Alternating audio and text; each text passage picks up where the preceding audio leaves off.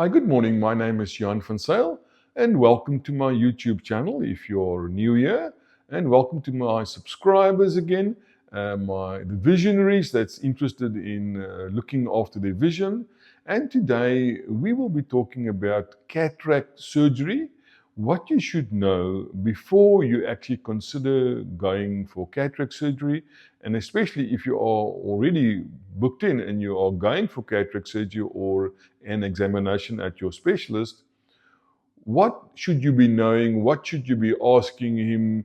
What are the considerations? Now, let's just have a quick chat about what is cataracts. Now, cataracts is certainly not a growth over the eye. So this is your cornea, by the way, and it's not the blood vessels growing over into the cornea. It is actually something that is obscuring the natural eye lens that's inside there at the back of the hole. So if you look carefully, you'll see that you might see a reflection in my model. So your lens, your intraocular lens, sits at the back. Now, normally, when you are young, it is absolutely transparent. There is no reflection from this lens. And this lens behind the pupil is literally as thick, but it's much smaller as this lens here. It is 20 diopter lens strength strong. So if you look at this thing, you'll see there is plus 20. Now, when this thing is relaxed, this lens is relaxed when you are young, this is how strong the normal lens is. But it can change shape when you are younger to about plus 33 diopters, so it can focus light. Now, this is one of the things that you lose as you grow older, and this is why if you've had perfect vision until about 45 or 50, you find that it's getting a bit difficult now reading because this lens here is losing some of that focusing ability. It can't stretch, it can't change shape anymore. But the basic lens here is plus 20. Now, if you look at somebody's eyes, you will always see, if you look at the pupil, it'll look like black, dark. Now, why is it black and dark inside? Simply because of the lack of light. So the light goes through the pupil, but there's not any glare or reflection that comes back. Now, if this lens, which is totally transparent, it's got like made of certain layers that takes away glare and reflection, and this is why you can't see something. But if you find you're looking at an older person's eyes, and you might sometimes find that, like, it looks like there's something inside, that is now the eye lens changing. It goes from being totally transparent, and it now starts to change. It is less transparent. It like steams up, and very often you find that you also have like dots and marks, and you are trying to look through this whole lot now. You can now imagine now, looking through this. Now, once the eye lens changes into something like this, we call it that you are now developing a cataract. So it's not a new thing. It's not like you've now grown something. It's just that this lens that's inside your eye becomes less transparent. I tell my patients, it's like, imagine looking through a crystal clear window in your house. And you can see the outside, no problem. And then you go to your bathroom and you look through the bathroom window glass. You can see light, but you can't actually see definition. You can't see objects. Now, this is now what we call your cataract. So it goes from being totally transparent and clear to something that's like, there's maybe marks in, it's not so transparent, it's getting fuzzy, it's changing. That eye lens is changing, and that's now called a cataract. So now you discover one fine day and have a look at my pinhole eye test that you can't see well. And well, I'm going to my surgeon and I'm now looking at what's going on, and he tells you you've got a cataract. Now, what do you need to discuss with him? What does he need to discuss with you when it comes to removing this thing? Now, in the olden days, they just took the lens out, put a plus 20 diopter piece of plastic in, and they worried about any further refractive problems afterwards. And matter of fact, even before that, they just took this thing out. And in the olden days, I mean, like, we saw patients that had glasses like this, because we need this strength back in here again. And this replacement thing is called a intraocular lens. So they take this cataract out and they put a small little piece of plastic, literally the same as this, also transparent, crystal clear. They put it back. But now technology has moved on so much that we can actually tell our surgeons what do we want to see afterwards.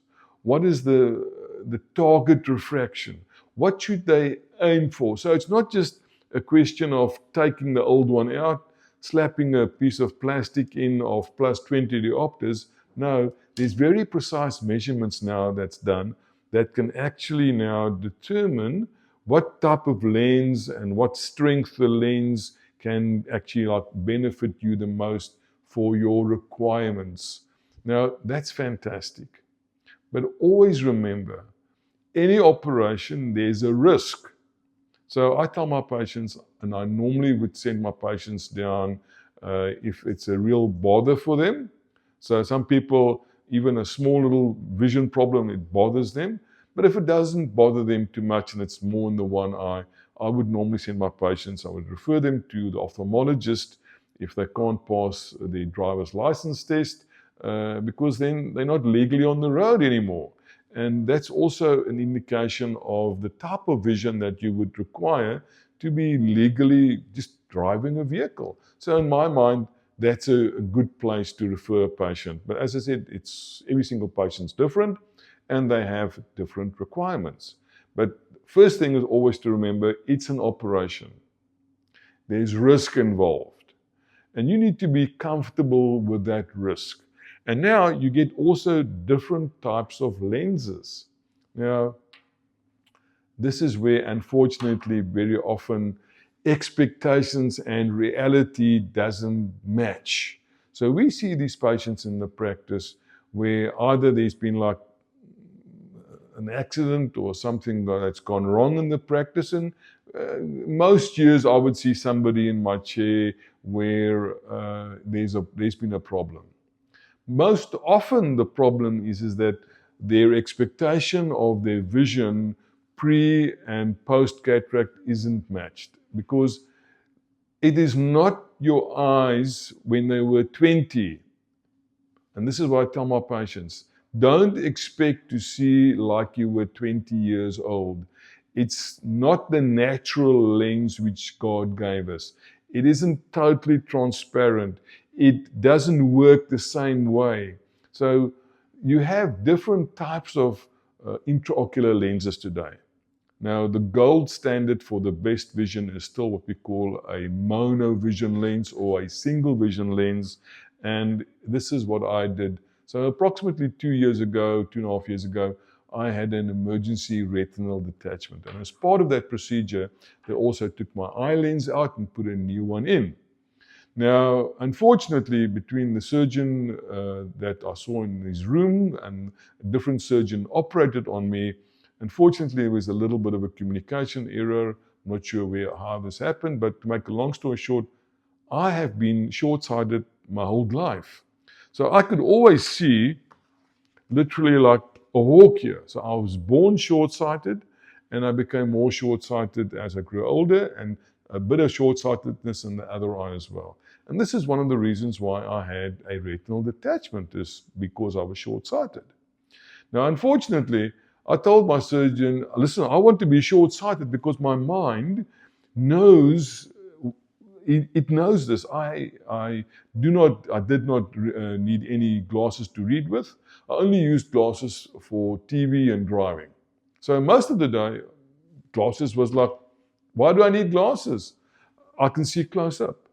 But that little piece of information went missing somewhere along the line. So after a couple of months, when my eye recovered, I actually realized that I could see like a hawk far away. Now, it's been about 2.5 years, and a couple of months later, I had to do the other eye, my good eye, because that also started developing a cataract. And I had to actually leave the two eyes now together the same. And that's the first thing I want to say. When you go and see an ophthalmologist, it's called monovision or mini mono. Very often they might actually say to you, listen, do you want to use glasses afterwards? Yes or no? Now, from my point, I see the patients where the surgeons leave the one eye for looking far away and the other eye for looking close, and there's sometimes quite a big difference. A couple of years down the line, all these patients start to struggle with depth perception, eye-hand coordination, night driving, because your brain is actually now changing the way it works. Your brain has now learned to see good with one eye for looking far and good for one eye for looking close. And it loses some depth perception. It loses that ability to work together. And as you grow older, that is one of the most important aspects which I have found personally, is to have good depth perception. Because that's what you need, that's what lowers your risk for falls, is if you can actually walk around and see how far things are, what's the levels and stuff like that. You lose that ability, especially in cold climates, Northern European countries, where the pupils of patients dilate. In South Africa, we're a little bit more blessed with sunlight, so we have slightly less problems with that. But most patients, if their eyes or their target refraction differs more than 6 or 7 steps, they eventually start having problems with 3D vision. So to make a long story short, the chances of you not wearing glasses after your cataract surgery is actually not good. Because irrespective of what the surgeon does, and as I said, the technology has moved ahead tremendously, it cannot replace the normal total function of your eye lens as it was when you were young. So in my case, when I had the other operation done, I told my surgeon, well, I now can see far away without specs in my one eye. I don't want a difference between the two. Leave both eyes just for me normal, long-sighted. Now, a lot of people that's normal vision, that's never wore any glasses until they were like 45 or 50, and that's an age thing. They just get some reading glasses and they just put them on. Now, I was the opposite. I could see close, and when you grow older, you spend more time looking close than the average person than looking far away. So for me, it was very convenient. I could see close. I could see my watch, books. I didn't need any glasses to read with, which was 90% of the day. Suddenly, I found myself in a situation a couple of months down the line where I could see like miles far away, which was great for when I do my cycling at 5 o'clock in the morning or swim in the sea. But I couldn't see a damn thing looking close. Couldn't see my watch. And it's difficult to actually cycle and have glasses to see what's going on because everything steams up. So my measurement was if I felt my heart beating fast enough, I knew, well, I better now start slowing down on my bicycle, which is not a good thing, at our age, if I can put it like that. So after my cataract operation, I just did the normal thing. I got some reading glasses. And a week later, I got myself another pair. And a week later, I got myself another pair because I eventually had one in my car, one at home, one in my man bag. And of course, by the 4th week, I mislaid one. Didn't know where the heck it was. Most likely it's left somewhere at a shop because I wasn't used to putting glasses on and off the whole day. So after a month, I told my wife, listen, I know that my vision is now great far away, but I'm going to make myself some new multifocals simply because I don't have to put them on and off the whole day. I can now look close, I can look there and I can see far away without having to change glasses continuously. And this is a very important aspect which you need to consider. So if your ophthalmologist says, listen, what about monovision? My suggestion personally would be about 3 steps difference between the two eyes. They call it a mini mono. And if you live in a country that's got good light, the mini monos work pretty well. It does give you some depth perception, but it gives you a little bit of a range of your vision so that you don't have to wear glasses all the time. But in my case, I didn't have an option. My one eye was already slap bang normal sighted. So I actually left the other eye normal sighted as well. And as I said, it's actually very nice if I go for a walk today. But it's taken me more than 2 years for my brain to actually come to adapt to this, to realize that if I look down like this, I can't see zero. And sometimes it's still frustrating, especially if I cycle on my bicycle at 5 o'clock in the morning and it's pitch black and I can't see zero. So from my side, I tell my patients, when you go and see your ophthalmologist, make sure that what your eyes are used to, try and do the same thing again. So if you are used to normal good vision far away, just try and get both eyes balanced for looking far away. If you are short-sighted, rather err on the side of 2 or 3 steps short-sighted than leave you normal or long-sighted, because those are the most unhappiest patients in my practices. Patients that only started wearing glasses when they're about 45 or 50, and maybe at 55 or 60 they found that the TV watching wasn't so good, so they had to get some varifocal spectacles because now their long-range vision wasn't so good, and the short-range and aging thing was even worse. So they got used to their glasses. But when you about 30, I tell my patients, aim for that same type of thing which your head knows.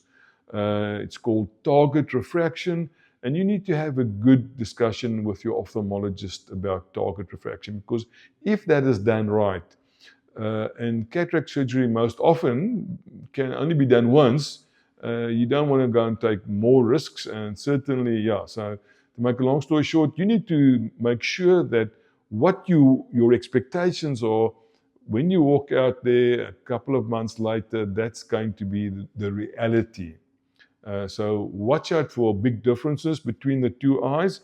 Also, say for example, you got like a prescription like this in both eyes, and they now do a cataract operation, and they bring you back to just about normal, but the other eye hasn't got a cataract, and it's like looking like this. Don't wait on this eye, because the longer you wait, the brain cannot take those two images and fuse it together. You're going to have some serious problems eventually. So there's certain instances where even if you don't have a cataract in the one eye, but the other eye has now developed a sudden cataract, and they are changing this prescription to more like what you're used to, just normal long-range vision, for example, you need to do the other eye as well. Now, except for this, and patients that land up having cataract surgery, where they just leave the patients a little bit too long-sighted, and then eventually the eyes do change and they have to go back into a situation of wearing glasses all the time. Those are also unhappy patients after a couple of years in my practice. So I always tell my patients, ask the ophthalmologist to err on the side of 1 or 2 steps short-sighted. That is your target refraction. That's where you want to aim, because if you are slightly short-sighted and your eyes change and you can see better far away, it still means you don't need any glasses for looking far away. But if you are now used to not wearing glasses for looking far away, and after a couple of years of you had your cataract surgery, you got to wear glasses for looking far away as well as for reading, those patients are also certainly not my happiest patients in the practice. But by far, patients who have cataract surgery done and who have multifocal intraocular lenses, those patients are by far the most unhappiest patients in my practice in general. And why is that? So the key word is multifocal. Now, if you had worn multifocals before your cataract surgery, most likely there was a pair of multifocals where you weren't totally happy with them. And multifocals are things like this, where they change the prescription. But they cannot do that in an intraocular lens. So they use a technique called diffraction. Now, when we do binocular vision in the practice, we use what we call Fresnel lenses. Now, literally, it comes in a little box. Our supplier, in this case, is 3M. And if you look at this lens here, it's a square thing, and it's got like little prisms in.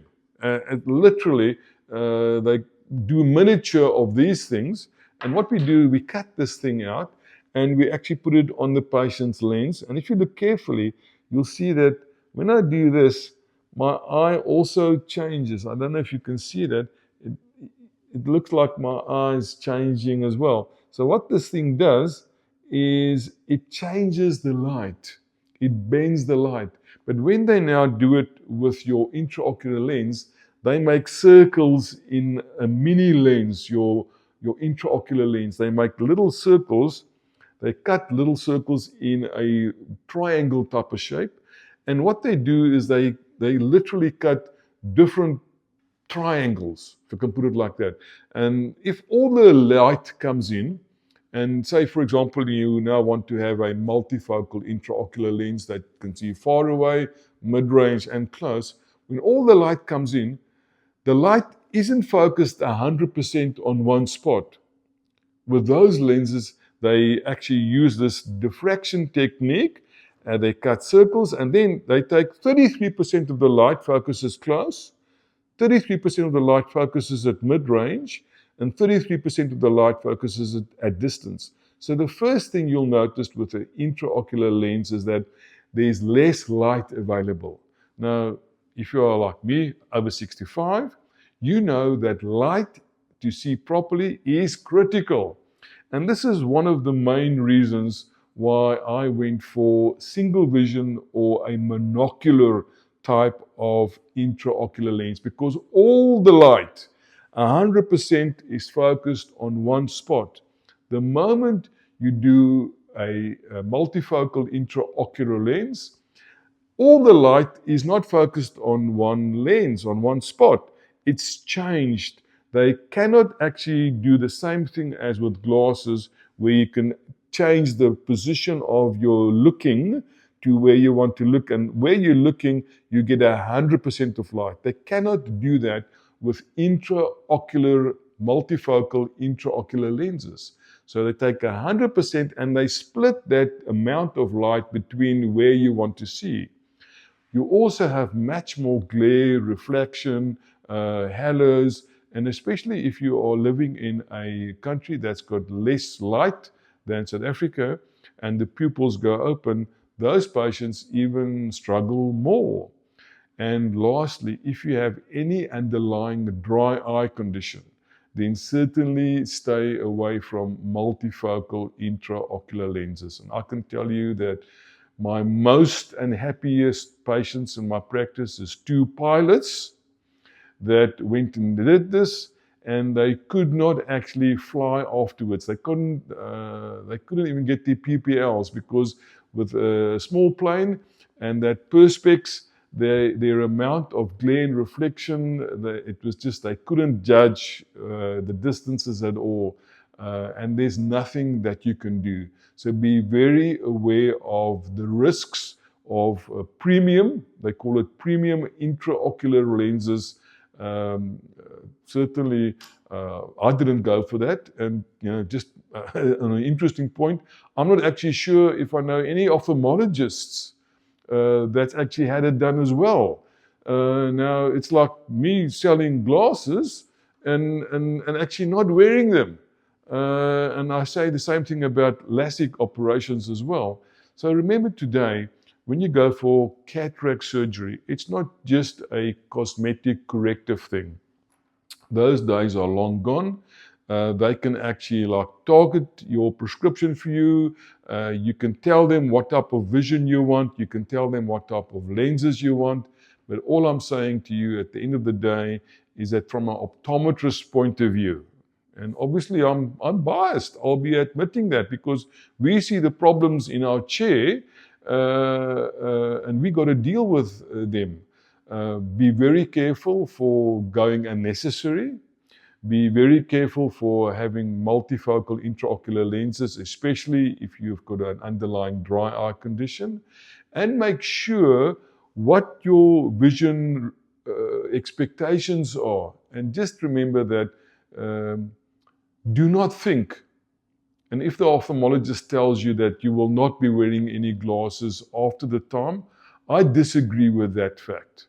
Because I see them in my practice. I see those patients that was told that you don't have to worry about the glasses afterwards. And then I also see the patients in my practice that's got an underlying BVD problem.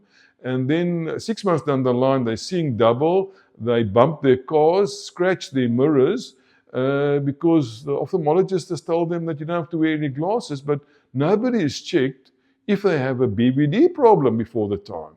And our general guidelines for our patients is, if you consider going for intraocular lenses, come and have a chat to us. We'll write your letter for you. We'll tell you what to ask the surgeons, and have a chat with them. They're the guys who are going to do the operation. And in our area, we are certainly blessed to have some of the best guys available, I think, in the world, actually. So yes, but it's important to communicate your expectations with your ophthalmologist and realize at the same instance that whatever your expectations are, the chances are, one, you might still be wearing glasses afterwards, and two, you will never see like what you saw when you were 30 years of age. And on that note, I hope if you do go for operation, that it's a successful operation, and take care and enjoy your new vision, because that is one of the most important things. Very often people, because they are seeing so poorly before the time, when they do find their new vision after a day or two with, after cataract surgery, it is really amazing. And then from my point, I tell you that I couldn't believe the colors, the blues, the yellows, everything just appeared to be brighter and more light. And certainly it was really fantastic. And I'll be blunt to admit and say I'm blessed. And this is the best I've seen since I've just about been born, because I was always short-sighted in the one eye, and the other eye became more short-sighted as I studied. And of course, the one eye which was genetically short-sighted was the one which had a retinal detachment. But today I'm blessed to say that this is the best I've been able to see for far away in my whole life. But certainly at the same time, it irritates the crap out of me that I can't see my watch when I'm busy cycling 5 o'clock in the morning. You have a lovely day. Thank you very much.